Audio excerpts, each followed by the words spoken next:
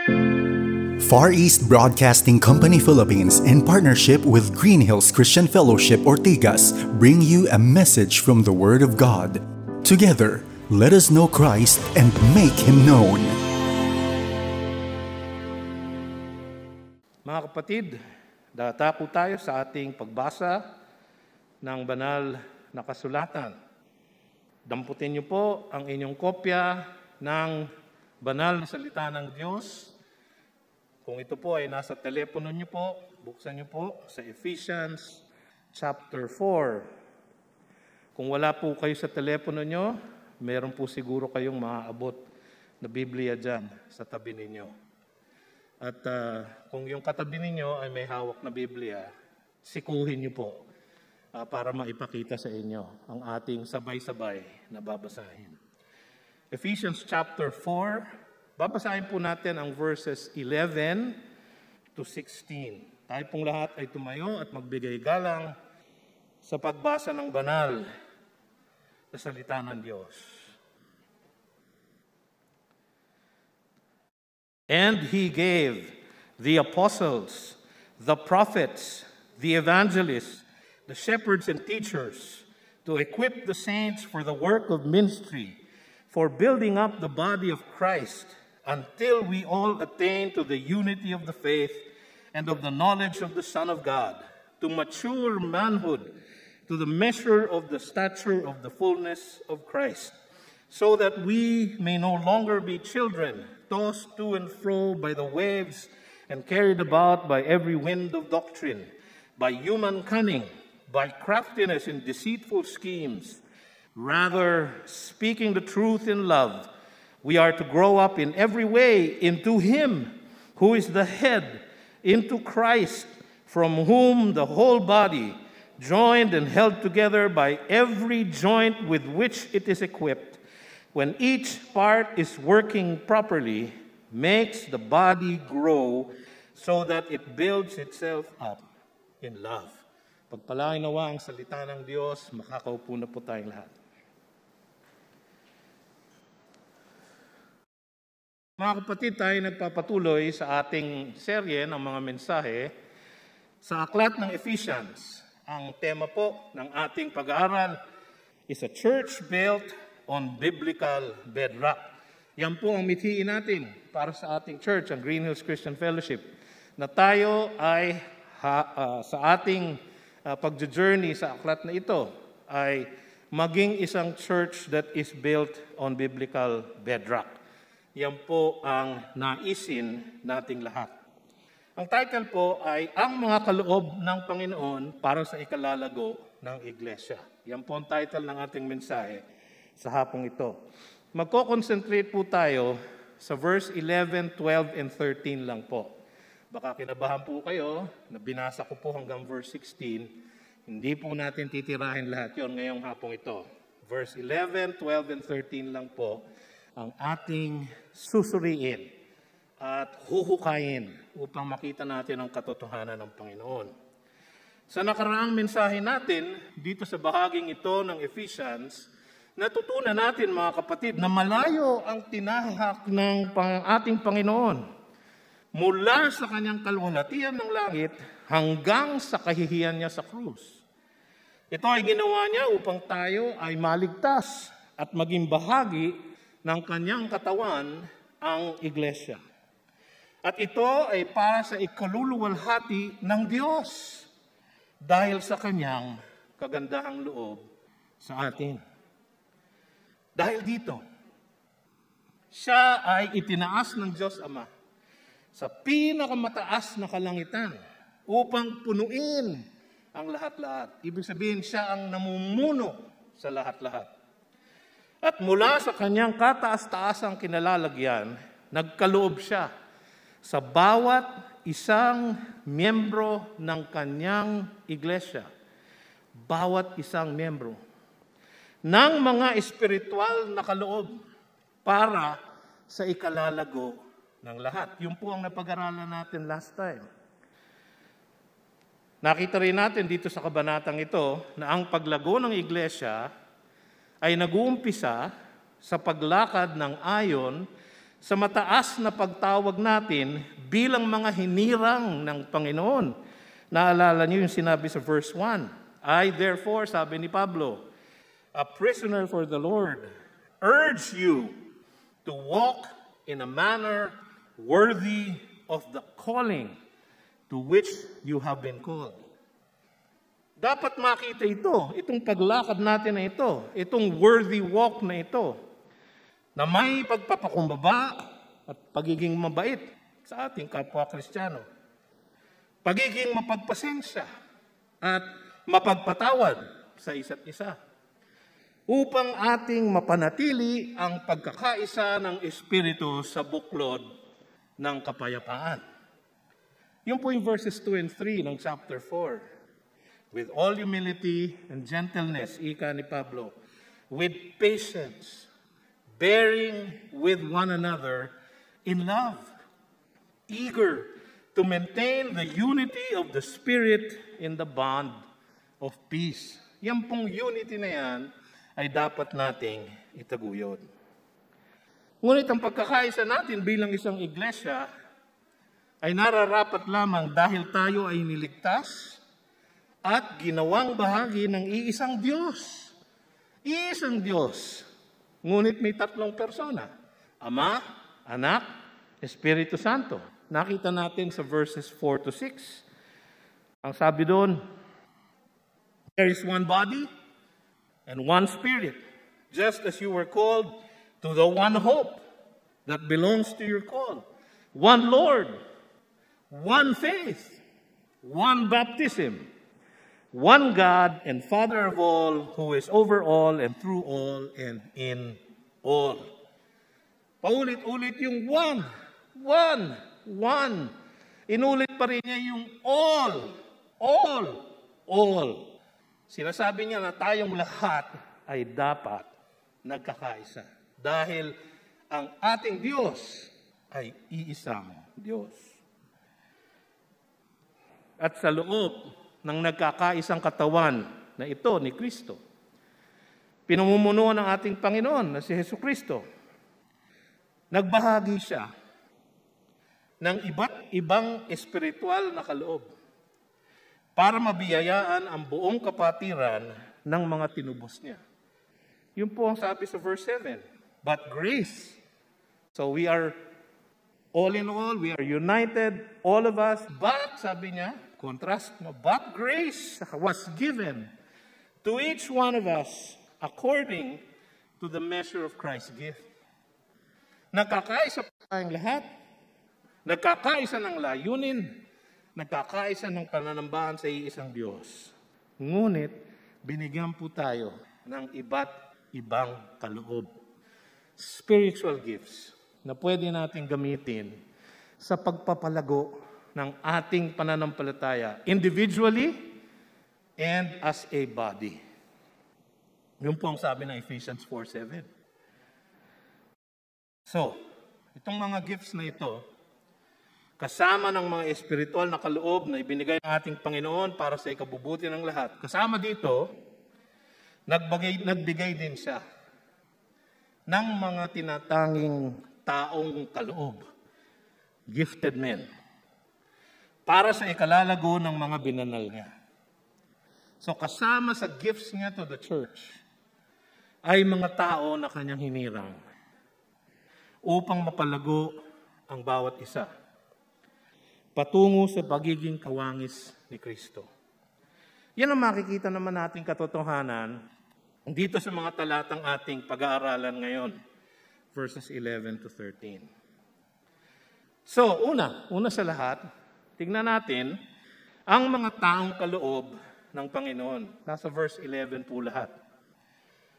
Makikita natin una sa lahat, ang Panginoon ang nagbigay ng mga kaloob. Siya po ang nagbigay. Sabi sa verse 11, and He gave. Malinaw po, siya ang nagbigay. Siya ang nagbigay alinsunod sa kanyang kagandahang loob. Hindi dahil meron tayong ginawa upang maging karapat-dapat na tumanggap ng mga kaloob na ito. Hindi po, wala po tayong ginawa. Siya ang nagbigay ayon sa kanyang kagandahang loob. Sa Romans 12, nakita rin natin nung nakaraan, na ang mga kaloob sa atin ng Panginoon ay iba-iba sa bawat isa sa atin. At siya ang nagpapasya. Siya ang nagpapasya nito ayon sa kung ano ang makabubuti sa ikalalago ng kanyang buong iglesia. Sabi sa Romans 12:6-8, having gifts that differ according to the grace given to us, let us use them. Sabi ni Pablo, in proportion to our faith. If prophecy, service, teaching, exhortation, giving, leading, acts of mercy. Yun po ang listahan sa Romans 12. Ito po ay mga kategorya ng gifts, spiritual gifts, na ipinagkaloob sa bawat isa sa atin. Lahat po tayo meron, at least one. Sabi sa 1 Corinthians 12, makikita din natin ang ganitong katotohanan, na ang ating mga katangi-tangi mga espiritual na kaloob mula sa Panginoon ay para sa common good. Sabi sa 1 Corinthians 12, verses 4-7. Sabi rin ni Pablo doon, now there are varieties of gifts, marami daw, mga kategorya, but the same Spirit. There are varieties of service, paglilingkod, but the same Lord. Kita nyo? Maraming iba-iba, pero iisa ang katawan. Iisa ang Panginoon. And there are varieties of activities, but it is the same God who empowers them all in every one.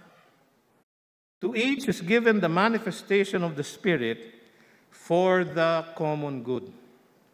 So, yung mga kaloob ng Panginoon ay para sa ikabubuti ng lahat. Ang sabi naman ni Pedro sa 1 Peter chapter 4, ang lahat ng ating iba't ibang kaloob ay ibinigay sa atin para sa paglilingkod natin sa isa't isa. Sabi niya doon, in order that in everything God may be glorified through Jesus Christ. So, ang motibasyon ng lahat ay para maluwalhati ang Diyos. Ang exercise natin ng ating spiritual gifts ay hindi para tayo ay mapapurihan, hindi para tayo ay magkaroon ng fulfillment, kundi upang maluwalhati natin ang ating Panginoong Jesus. 1 Peter 4:10 and 11. So, siya ang nagbigay. Yun ang unang katotohanan. Ang Panginoon ang nagbigay. At siya ang maluwalhati.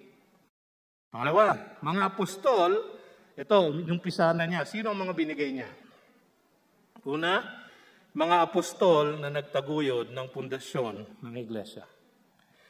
Sabi niya, the apostles. Yun ang first category na kanyang binanggit. The apostles. Sa bagong tipan, ang katagang the apostles ay tumutukoy lamang sa 12 na disipulo ni Kristo Jesus na siya mismo ang humirang at pumili. At yung mga nakakita sa kanya pagkatapos niyang mabuhay na maguli.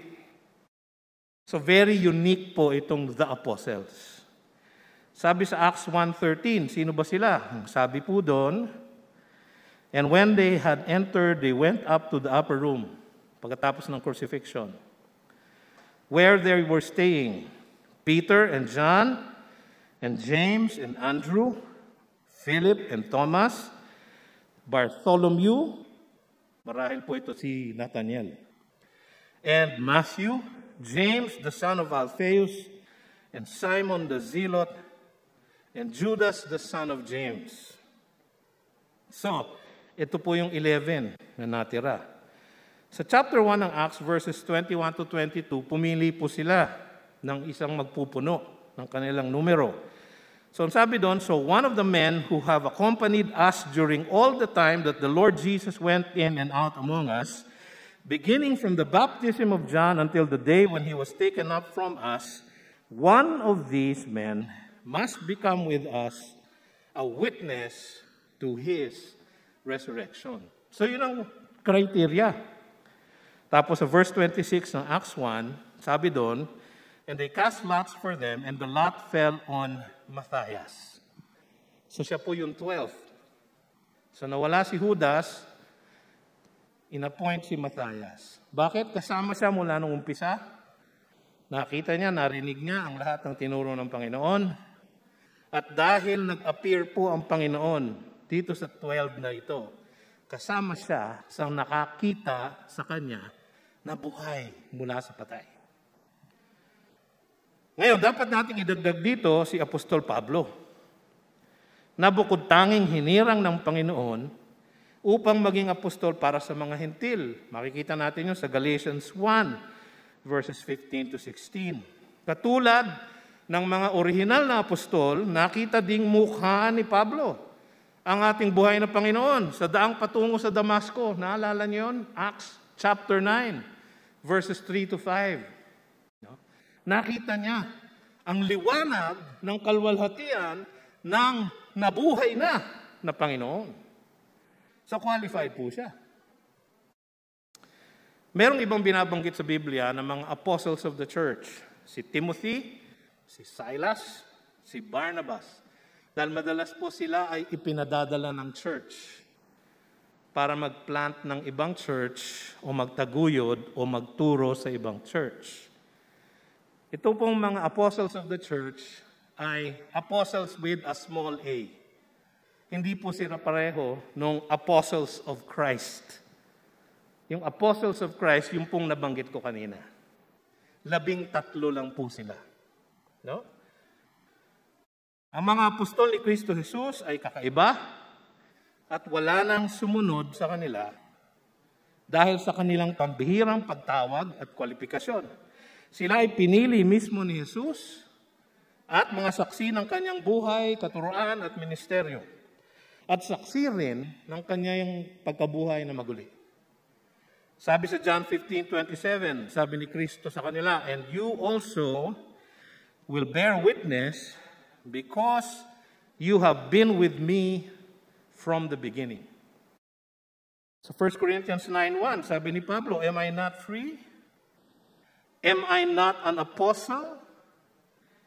Have I not seen Jesus our Lord?" Yung pong qualification.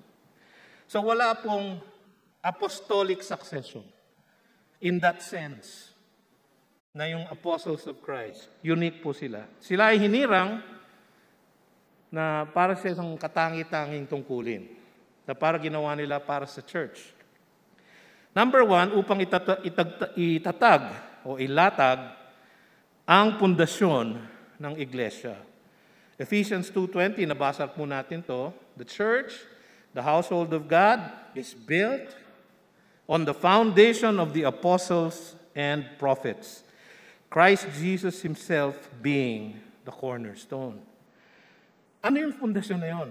Pangalawa, sila hinirang upang tanggapin, ideklara, at isulat ang banal na salita ng Diyos. Sabi sa Ephesians 3, nung sinasabi ni Pablo, merong isang mystery, isang revelasyon ng Panginoon na ngayon niya lang binigay through the New Testament apostles and prophets. Sabi niya sa Ephesians 3:5, "Which was not made known to the sons of men in other generations, as it has now been revealed to His holy apostles and prophets by the Spirit." Yung mystery na yon na ang Gentiles and Jews ay magiging bahagi ng isang church. Yung revelation po na yon, wala po sa Old Testament. Bagong revelation na nagdaan sa apostles and prophets. Pangatlo, para kumpirmahin ang salita ng Diyos sa pamamagitan ng mga tandang supernatural at mga milagro na ginawa ng Panginoon sa pamamagitan ng mga taong ito. 2 Corinthians 12:12, sabi ni Pablo, "The signs of a true apostle were performed among you with utmost patience, with signs and wonders and mighty works." Yun po yung mga sign gifts para makumpirma na yung sinasabi nila ay galing nga sa Diyos. Hebrews chapter 2 verse 4, ang sabi doon, "While God also bore witness." Paano? Paano niya kinonfirm yung witness ng mga apostles? "By signs and wonders and various miracles, and by gifts of the Holy Spirit distributed according to His will. So very unique po yung apostles. Kasama rin nila, susunod, ang mga propeta na nagbigay ng revelasyon. The prophets. So the apostles, the prophets. Ang mga prophets na ito ay mga tagapagturo na kasabay ng mga apostol ni Kristo. Kasama nila, kasabayan nila, kapanahunan nila. Ang kanilang tungkulin naman ay ang pagtuturo at paglilinaw ng doktrina ng Panginoon at ng kanyang mga apostol at ang pamamahayag ng ibang revelasyon at mga hula katulad ng iba't ibang mga pangyayari na hindi pa nagaganap. So binigyan sila ng ganong klaseng revelatory power. Itong unique set ng mga prophets na ito. Kasama sila dun sa pundasyon ng church sa Ephesians 2:20, the apostles and the prophets. Kasama sila na nagdala ng mysteries or revelations ng church sa Ephesians 3:5. Merong iba sa kanila na pinangalanan, no? Sa Acts 11:28. Meron daw isang prophet, sabi doon, and one of them named Agabus stood up and foretold by the Spirit that there would be a great famine all over the world. This took place in the days of Claudius. Pag tinignan niyo po sa historical books, meron nga pong nangyaring ganong famine. Si Agabus din po, sa Acts 21:11, ang nagsabi kay Pablo, "Thus says the Holy Spirit, this is how the Jews at Jerusalem will bind the man who owns this belt and deliver him to the hands of the Gentiles." Binigyan niya ng isang hula si Pablo. Pag bumalik ka sa Jerusalem, aarestuhin ka nila. And of course, inaresto nga siya. Wala nang mga apostol at propeta ngayon na ganito. Wala na po. Sila po ay naglaho na. Kasi meron na pong pundasyon ang Iglesia ng Panginoon. Ano po yun? Ang New Testament. Nabuo na po ang New Testament, ang Gospels at ang Epistles, at yun po ang pundasyon ng Iglesia natin. So wala na pong apostles and prophets ngayon. Meron po silang unique na function na kanilang ginawa nung panahon na sila ay nabuhay. Ang susunod ay mga ebanghelista na magdadala ng ebanghelyo. The evangelists. So the apostles, the prophets, the evangelists. Ito ang mga lalaking tinawag at hinirang ng Panginoon na nagpapahayag ng mabuting balita ng kaligtasan sa pamamagitan ni Kristo Jesus. Sa 2 Timothy 4:5, ang wika ni Pablo kay Timoteo, "As for you, always be sober-minded, endure suffering, do the work of an evangelist." Fulfill your ministry. Ang ministry po ni Timothy ay evangelist. Missionary. Church planter. Yun po ang evangelist. Si Timothy po ay isa sa kanila. Meron pong isa pa na pinangalanan sa Book of Acts, Acts 21:8. Ang kwento dito, "On the next day, we departed and came to Caesarea, and we entered the house of Philip, the evangelist, who was one of the 7, and stayed with him." Si Philip po sa Acts chapter 6 ay isa doon sa 7 diakono, deacons, na hinirang ng church para maging waiter at mag-distribute ng tama ng pagkain sa lahat ng mga nagugutom sa Jerusalem. Si Philip po, na deacon, ay hinirang din na evangelist. Siya po yung nag-share ng gospel dun sa Ethiopian eunuch sa Acts chapter 8. At kanyang binautismuhan nung sila'y nakahanap ng tubig. Si Philip po ay nagpunta din po sa Samaria at nagpahayag ng ebanghelyo doon. May mga nagsasabi na wala na rin daw yung mga ganitong ebanghelista, katulad ni Timothy at ni Philip.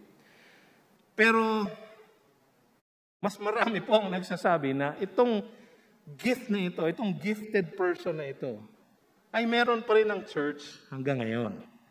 No? At para sa atin, sila po yung mga misyonero at church planting pastors na ating pinadadala.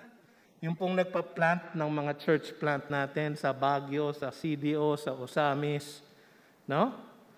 Lahat po ng mga ito ang modern day evangelists. No? So meron po ngayon. Hindi lamang po yun. Baka sabihin ninyo, hindi siguro ako yan. So hindi na ako dapat mag-share ng gospel. Mali po. Sapagkat lahat po tayo, kung hindi man tayo tinawag, katulad ni Timothy na maging evangelist, kung hindi man tayo tinawag, na katulad ni Dags na church planter sa Baguio. No? Tayo po ay tinawag upang maging saksi. Acts 1:8, di ba? And you shall be my witnesses. So tayo po dapat ay nagsashare ng gospel sa lahat ng maaabot natin. Hindi po tayo exempted. Baka sabihin nyo, meron naman pala mga ebanghelista. Hindi na ako kasali dyan. Hindi po. Kasama po kayo. Meron pong pang-apat na grupo. Pang-apat na kaloob sa iglesia ang ating Panginoon. The shepherds and teachers. May konting debate po dito. Ang sabi ng iba, 5 po ang pinagkaloob ng Panginoon: apostles, prophets, evangelists, pastors, and teachers. Pero yung basa po sa original language, ang lahat po ng bawat isang kaloob na binigay ng Panginoon ay nag-uumpisa sa the. The apostles, the prophets, the evangelists, the shepherds and teachers. So isang klase lang po, isang tungkulin lang po yung shepherds and teachers. Sa King James po, some apostles, some prophets, some evangelists, and some pastor teachers. Hyphenated. Mas maganda pong salin yun. Hindi yung salitang pastor. Dito lang po ginamit sa New Testament yung noun form ng shepherd, poimen. Noun form po, kaya ang translation ng iba, pastor, shepherd. Pero mas magandang pong translation, yung shepherd and teacher. Sa original language, yung pong and ay pwede pong hyphenated. So shepherd teachers, or teaching shepherds, or pastor teachers. Yun po ang ibig sabihin nito. Sino po yun?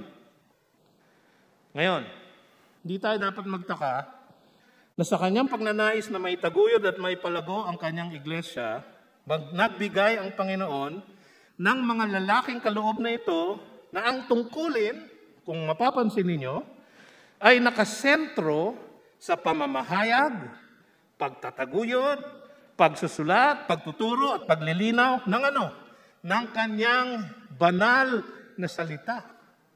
Whether apostle, prophet, evangelist, or shepherd teacher, iisa po ang common sa kanila. Sila ang nagdala ng salita ng Diyos sa kanyang iglesia. Yun po ang common theme. Sapagkat pinamumunuan po ni Kristo Jesus ang kanyang iglesia sa pamagitan ng kanyang makapangyarihang salita. Wala po siya sa ating kalagitnaan. Pero siya po ang ating great shepherd of the sheep. Paano niya tayo pinamumunuan? Sa pamamagitan ng kanyang mga under-shepherd na nagbibigay ng kanyang salita. Kaya siya nagkaloob ng apostles, ng prophets, ng evangelists, ng shepherd teachers for the singular purpose na ipahayag, isulat, at ilinaw ang kanyang salita. Very central po yun. Kasi nga naman, sa Romans 10:17, ang sabi ni Pablo, so faith comes from hearing, and hearing through the word of Christ. So kahit ang evangelization ay dependent sa pagbibigay ng gospel. Sabi sa 2 Timothy 3:16-17, all Scripture is breathed out by God and profitable for teaching, for reproof, for correction, and for training in righteousness, that the man of God may be complete, equipped for every good work. Kaya po lahat na itong mga kaloob na ito na lalaki ng Panginoon ay may central task na tanggapin, pahayag, isulat, linawin, ituro at ideklara ang banal na salita ng Diyos. Malinaw po yun. Yan po ang pamamahala ng Diyos sa kanyang iglesia. Yan po ang nagpapalago ng kanyang iglesia. Importante po nating tanggapin yun. Pastor, sabi ng iba, parang puro lalaki lang po ito. Well, sa totoo lang, pag binasa niyo po yung original, ang tinutukoy nga lang dito ay mga lalaki. Tsaka yung mga ehemplo na nakita natin sa New Testament ay puro lalaki din. Hindi po natin mapasisinungalingan yon. Yung lahat ng apostles ay lalaki, lahat ng prophets na nabasa natin sa New Testament, si Agabus halimbawa, ay lalaki din. No? Although sa Gospels, merong isang prophetess, di ba, si Anna, na naghihintay sa templo nung dinala doon si Jesus. So, may nakalusot na isang babae. Yung mga ebanghelista rin natin na natukoy, si Timothy, si Philip, ay puro lalaki din. Pero, ang talagang meron lang scriptural injunction na ito ay dapat lalaki ay yung pastor-teacher. Yung shepherd-teacher. Sa 1 Timothy chapter 3, verses 1-7, ang lahat po ng kwalifikasyon doon ay tumutukoy sa isang lalaki. Hindi po natin mapasisinungalingan yon, hindi po natin pwedeng baliin po yon. Pero, hindi po ibig sabihin na walang role sa shepherding ang babae. Sapagkat sa Titus 2, sa 1 Timothy 2, merong role, napakalaking role, ang mga women shepherds. In fact, ang pinakamalaking ministeryo sa GCF, hulaan nyo kung ano, women's ministry. Pinakamaraming growth group leader, pinaka-faithful sa family discipleship, ay ang women's ministry. Medyo nauunahan po ang mga men, kailangan pong humabol. Sapagkat, tinawag din po ng Panginoon ang shepherding ng mga babae sa pamamagitan ng mga nakatatandang babae. So, huwag niyong sabihin, ay, babae ako, puro lalaki pala yan, so wala akong play dyan. Hindi po. Kung kayo po ay nanay sa isang tahanan, ang inyong number one na dapat i-shepherd ay ang iyong mga anak. At maraming mga lalaki ng Diyos, naging tanyag na mga lalaki ng Diyos, ay sila ay naging ganon dahil sa ministeryo ng pag-shepherd ng kanilang mga nanay sa kanila. So mga kapatid, yan po ang mga kaloob ng Diyos. Ano naman ang layunin ng mga kaloob ng Panginoon? Ano ang pangunahing tungkulin at layunin ng mga lalaking kaloob ng Panginoon sa kanyang iglesia? Una sa lahat, palaguin ang bawat miyembro ng iglesia. Sabi sa verse 12, to equip the saints. To equip the saints. Ang salitang sinalin dito na to equip ay may kahulugan na ibalik ang isang bagay sa kanyang original na kondisyon. Ang pong salitang ginamit doon na to equip. Katartismo. Ibalik ang isang bagay sa kanyang original na kondisyon. Katulad ng pagpapagaling ng isang may sakit hanggang ito ay malusog na muli. Ang isa pang kahulugan nito ay ang pagpapalaki ng isang bata hanggang ito ay nasa hustong gulang.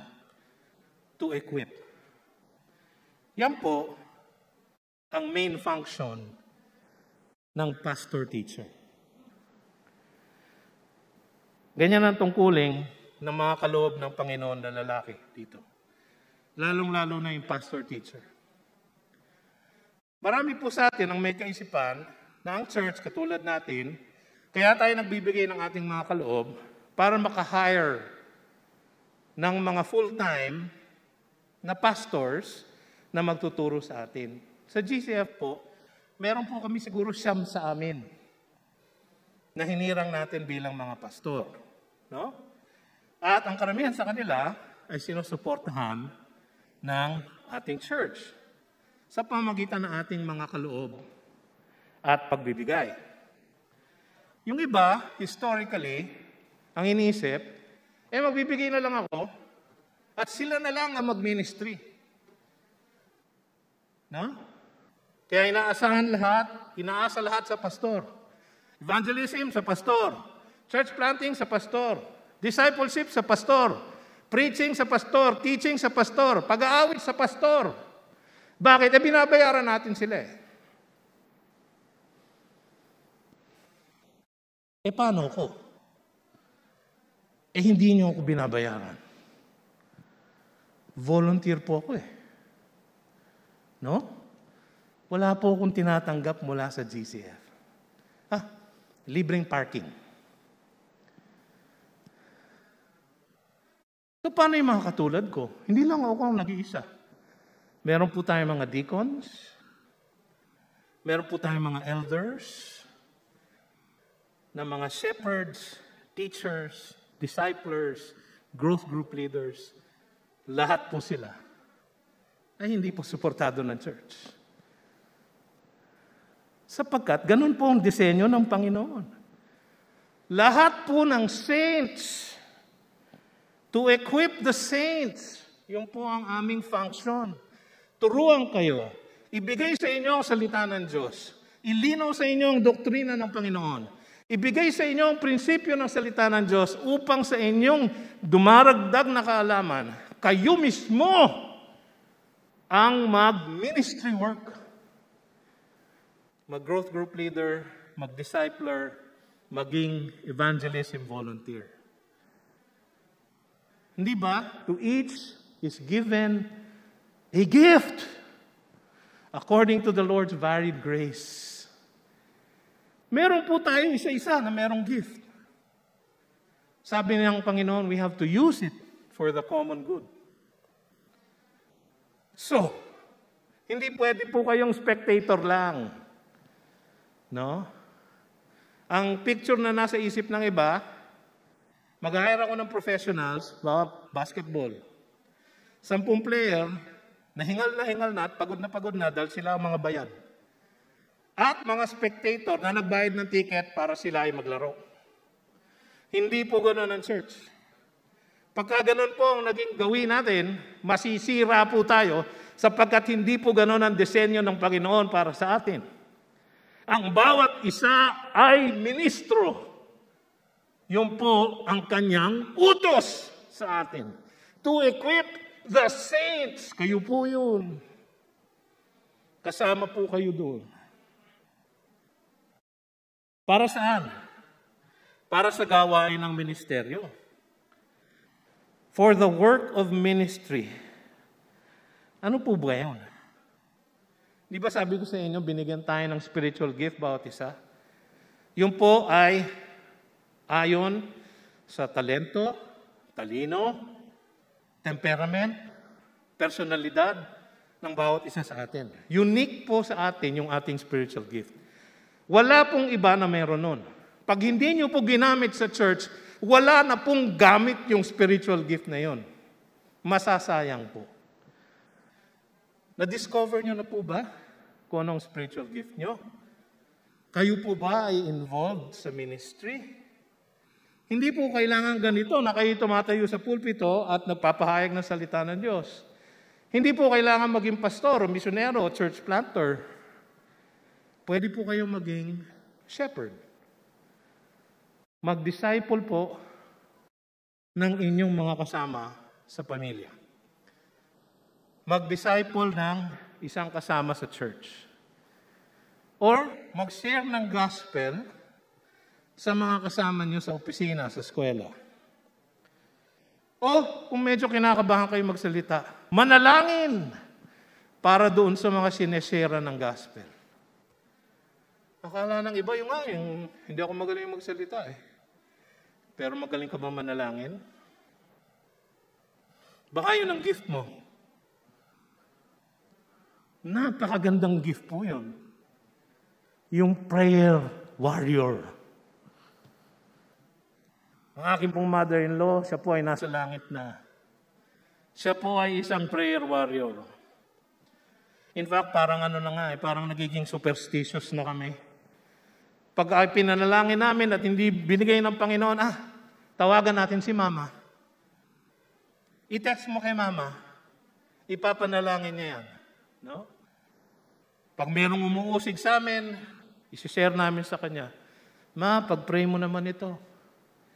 Kasi inaapi ako nito. Inuusig ako nito.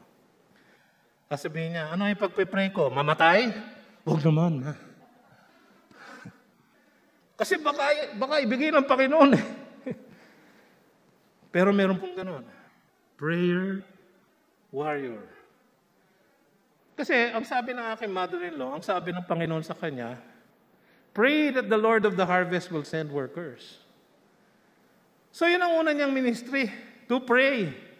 Alam niyo anong pinakamagaling niyang ministry? Siya po ay naging evangelist. Ang galing po niya mag-share ng gospel. Patay po kayo pag nakatabi niyo sa jeep ang mother-in-law ko noon. Pag medyo na-traffic kayo, masishare niya ng gospel lahat ng kasama niya sa jeep. Nung minsan po na siya ay nasa dialysis clinic, nag-cardiac arrest na po siya.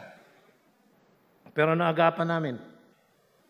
Ang sabi niya, nung siya'y dumilat at magkaroon ng ulirat, ang sabi niya, kaya ako siguro hindi pa kinuha ng Panginoon kasi meron pa akong kasama sa dialysis clinic na hindi ko pa nasishare ng gospel. Totoo nga naman. Nung nalimas na niya lahat at nashare na niya, kinuha na siya ng Panginoon. Mga kapatid, ang bawat isa sa atin ay ministro. Ang trabaho namin ay sanayin kayo, turuan kayo, upang kayo ang magministro. Meron po kayong mga taong maabot na hindi namin kayang abutin. Kayo lamang po ang pinadala ng Diyos sa mga taong iyon. Kung hindi niyo po sila aabutin, sino ang aabot sa kanila? Kung hindi ngayon, kailan pa? Pag nasa heaven na tayo, huli na ang lahat. Para doon sa mga taong hindi nyo naabot. Mga kapatid, urgent po ang ating ministry. Para saan ba? Para sa ikalalago ng kapatiran. Sabi sa verse 12, for building up the body of Christ. Tayo ay tinuturuan at sinasanay ng ating mga leader, ng ating mga shepherd teachers, upang maging mas matibay ang ating pamumuhay Kristiyano, upang magkaroon ng mabuting testimonyo, upang makapaglingkod tayo para sa ikaliligtas at ikalalago ng iba. Lahat tayo ay dapat kalahok sa gawain ito ng iglesia. Tandaan nyo, we are one body, with one spirit, with one hope, one Lord, one faith, one baptism, one God and Father of all, who is over all, inuutusan niya tayong lahat.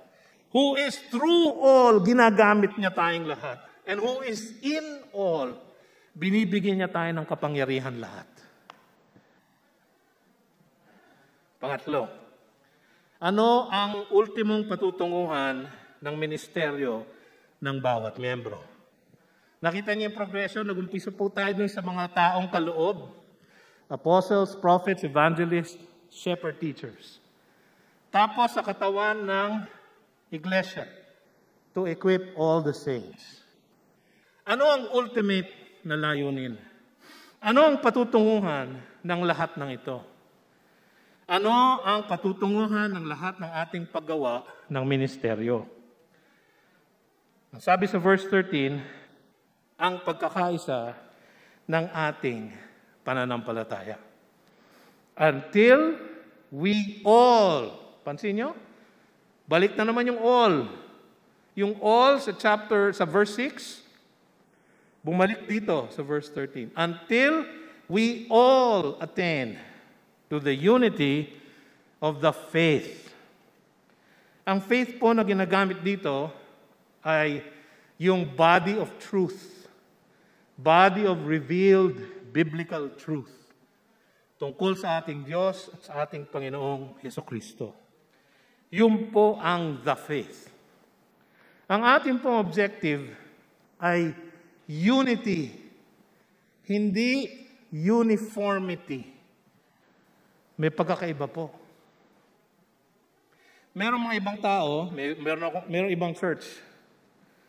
In fact, yung kinalakhang kong church nung maliit ako, dahil medyo conservative po, kailangan po naka-Sunday best pag linggo. Tatlo po kaming magkakapatid na lalaki na sunod-sunod. 1 taon o 2 taon lang pagitan namin ng kuya ko at yung sumunod sa akin. Meron pa ho akong kuya. No? Kaya lang, mas mukhang kuya ako kaysa sa kanya. Kami tatlo, bibihisan po kami ng pare-pareho ng nanay namin. Lahat kami naka-Amerikana, lahat kami naka-bow tie, at naglalakad kami na para kaming army papunta sa church every Sunday. Uniformity po yun. Hindi po yun unity. Ang unity po nagmumula sa nagkakaisang diwa, sa nagkakaisang kalooban. Nagmumula po sa loob ang unity. Ang uniformity, ang pressure, nagmumula sa labas. Hindi po tinatawag ang uniformity dito. Ang hinihingi po ay unity of the faith. Yung lahat ng mga katotohanan tungkol sa ating Diyos at sa ating Panginoong Hesus at sa Diwang Banal na nireveal na ng Panginoon sa Kanyang salita sa pamamagitan ng mga apostles, prophets, evangelists, and shepherd teachers. Yung pong kanilang itinuro, ipinamahayag, isinulat, idineklara, biniglang linaw na salita ng Diyos, yun po ang ginagamit nila upang tayo ay masanay hanggang sa tayo ay magkaisa sa ating pananampalataya, sa ating kinikilalang katotohanan. Ano ito? Ang kanyang pagiging Diyos, ang pagiging Diyos ni Kristo, ang pangalawang persona sa Trinity, ang nag-iisang anak ng Diyos, ang kanyang pagsuko ng kanyang kaluwalhatian upang maging tunay na tao, ang kanyang pagkamatay sa krus para sa ating katubusan, ang kanyang paglibing at pagbangon mula sa hukay, ang kanyang pagbalik sa kataas-taas ng kalangitan upang maging dakilang pinakapunong pari natin, at ang kaligtasan sa pamamagitan lamang ng pananampalataya sa Kanya at sa Kanyang natapos na nagawain sa krus. Yung pong body of truth na yon, ang objective natin, lahat po tayo ay magkakilala o maniwala sa objective body of truth na yon. Yun po ang isang objective. Merong pangalawa. Ang sabi dito, end of the knowledge of the Son of God. Ang pagkakaisa ng ating pagkakilala sa anak ng Diyos. Ang ating kaalaman ng objective truth, the faith, yung kaalaman na yon, na nag-iisang katawan ng katotohanan tungkol kay Kristo ay may tunay na bisa lamang sa ating mga buhay kung ito ay magre-resulta sa paglago ng ating personal na pagkakilala kay Kristo mismo. Maring magaling kayo sa Biblia dito, pero hindi dito. Hindi ito pagkakilala na sa isip lang. Kundi isang malalim na pagkakilala na bunga ng isang malalim na kaugnayan kay Kristo Jesus. Kaugnayan na tagos sa lahat ng bahagi ng ating buhay.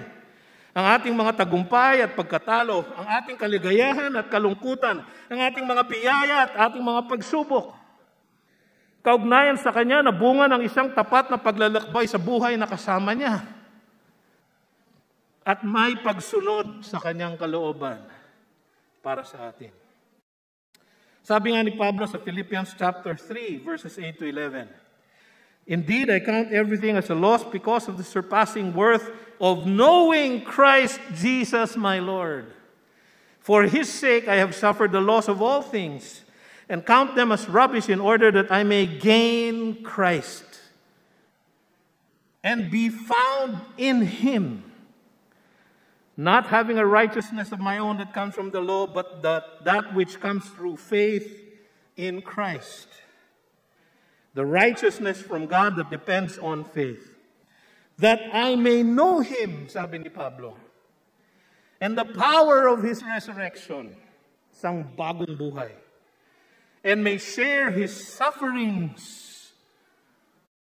Ay, Pastor, gusto ko yung power of His resurrection. Parang ayaw ko yung to know Him and share in His sufferings. Pero yung po, ang tunay na pagkakilala kay Kristo. Becoming like Him in His death. That by any means possible, I may attain the resurrection from the dead. Yung po ang gusto ni Pablo. Yung po ang kanyang adhikain para sa bawat isa sa atin.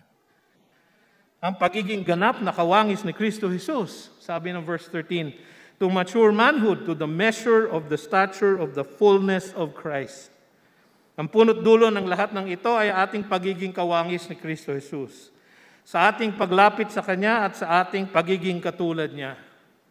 Tayong lahat ay magiging ganap at hustong gulang, mature, bilang mga mananampalataya. Ang target po ay maturity in Christ. Ito ang kalooban ng Diyos sa Kanyang pagliligtas at pagtawag sa atin. Romans 8:29.